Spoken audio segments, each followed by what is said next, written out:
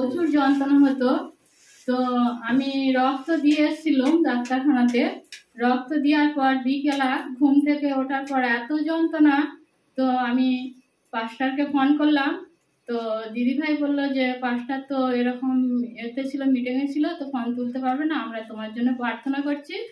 তো প্রার্থনা করেছিল। তার পরের দিনকেও আমি ফোন করেছিলাম, পাস্টার আমাকে প্রার্থনা দিয়েছিল, কিন্তু আমার রিপোর্ট ভালো হয়েছে। আমার পায়ের যন্ত্রণা আর নেই, ফুলোটাও কমে গেছে, প্রচুর ফুলে গেছিল আর যন্ত্রণা হতো প্রচুর।